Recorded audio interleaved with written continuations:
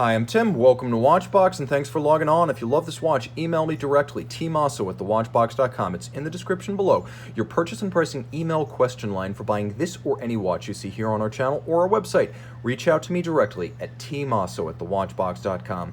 And today we are discussing my favorite day-date. This is the Rolex Oyster Perpetual Day-Date 18239 BIC, better known as the Tridor, an extraordinary 1990 model. It combines a principally white gold case and bracelet with center links that feature fused and perfectly aligned rose, yellow, and white gold. The watch is 36 millimeters in diameter by 12 millimeters thick, and if you were to measure it from lug to lug, it's 43 millimeters, but if we include the solid end links of this wonderfully intact bracelet, the timepiece is 47.7 millimeters across the wrist with a 20 millimeter spacing between the lugs. But then again, you would have to be crazy to throw a 20 millimeter strap on this watch. Let's take a look at the watch on my wrist and then we'll talk about the hardware, which is extraordinary. Now here you can see the Day-Date resplendent in its white gold case, white gold outer links, tri-gold center links, and a yellow gold bezel. Nice and compact, 12 millimeters thick with a sloped case flank. It easily slides underneath the cuff. It is a dress watch with the heart of a sports watch, meaning the same fundamental movement architecture is used in the sub, so it's tough.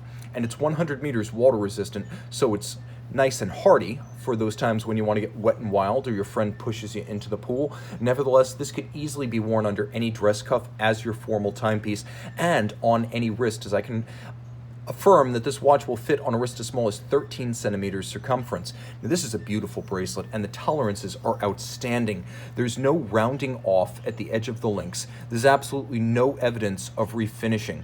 The timepiece looks as intact as the day it left Geneva in 1990, and you can see the President bracelet, which has been on these since the mid-50s and the first examples of the Day-Date, is iconic. I've seen them on other bracelets. I only want them on the President.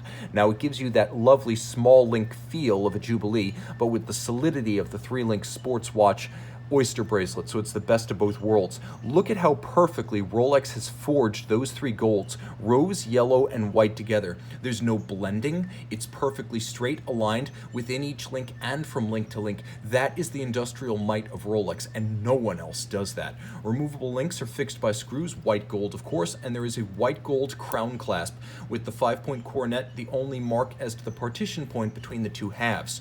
As you can see, the end links are also Tridor. Literally Tridor, or three golds. Now you can also see that the case is rather complex with a polished flank that has compound curvature, the screw down crown twin lock, as you can see, two dots, meaning this is a gold twin lock, and it has satin finished tops, but the satin finished tops aren't just longitudinal, they sort of run as though there is an imaginary circular concentric brushed pattern around the case, so there's some nuance there. You'll also note that the break between the case flank and the lug hood is very sharp, as the case is as intact, full, and symmetrical from side to side and corner to corner as the bracelet. This watch has rarely, if ever, been refinished. And again, the bezel attests to it, as it has the same gem-like sparkle, just like a cut gem that these bezels always have when they leave the factory.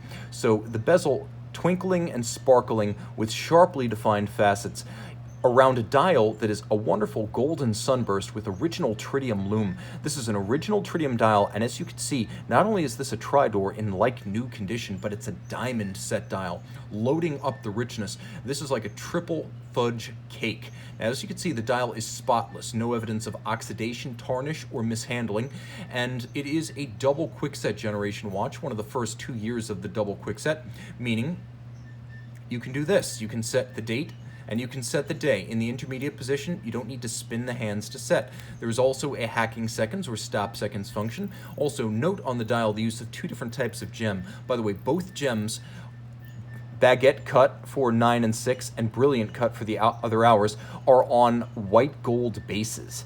Inside the case, caliber 3155, 48 hours, automatic winding, 48-hour power reserve, that is, bi-directional automatic winding, 31 joules, hacking seconds, double quickset.